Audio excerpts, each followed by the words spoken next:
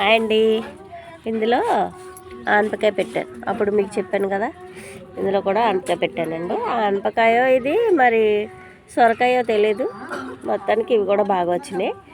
మళ్ళీ మధ్యలో మా బాబు వచ్చి ఇవి తెచ్చాడు, కర్రపండ్లను తెచ్చాడు. ఒక 3 కర్రలు తెచ్చాడు. ఆ 3 6 ముక్కలు చేయొచ్చట, కానీ నాకు తెలియక తెచ్చిన ముక్క అంతా నాటేశాను.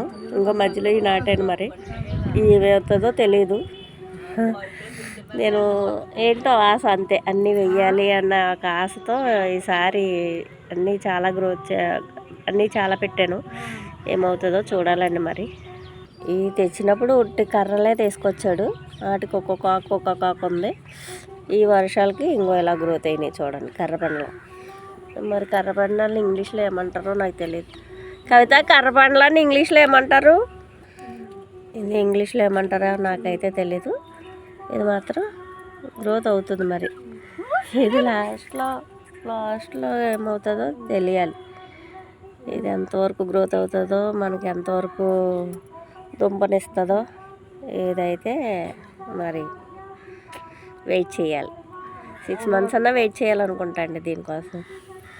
ఇంకో ఇది అదేంటి సొరకాయ ఆనపకాయ తెలీదు, మొత్తానికి కసావా అంటారటండి ఇంగ్లీష్లోని దీన్ని. కర్రపండ్లన్నీ కసావా అర్థం కాలేని వాళ్ళకి తెలుస్తుంది. కసావా అంతే. 3 పెట్టాం. ఇంకోండి కర్రలు.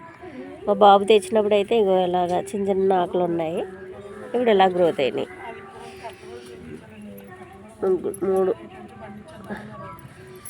3 కూడా అలా పెట్టాయి. సరే, ఇప్పుడు ఇది బంతి. ఈ మొక్కల్లో ఒక బంతి వేయాలండి. ఇలాగ నేను ఎందుకు కలుపుతానంటే, బంతికి పురుగు పట్టే గుణం తక్కువ ఉంటుంది. దీనివల్ల వీళ్ళకి సేఫ్ సైడ్ అనమాట.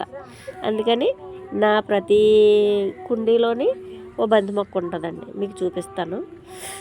ఇవి మొన్న తీసుకొచ్చాను, ఒక కట్ట తెస్తే చాలా కుండీల్లోకి వచ్చినాయి. అంతే, బాగానే వచ్చినాయి. ఈ చింత చిగురు ఎప్పుడుదో ఇది చింత మొక్కలు. ఈ చింత మొక్కలు వేసి అవుతుందిలేండి, ఒక 6 months ఎంత అవుతుంది. కానీ అది బాగా గ్రోత్ అవుతేనే కదా దాని ఇది తెలుస్తుంది. సర్లే ఉంటాయిలే అనేసి ఉంచాను. చాలా వచ్చినాయి, 2 మొక్కలు మాత్రం అలా ఉంచాను. చూడాలి ఏమవుతుంది అన్నదని. ఈ మొక్కలు అయితే ఇలా వేసానండి. ఓకేనా? బాయ్ అండి.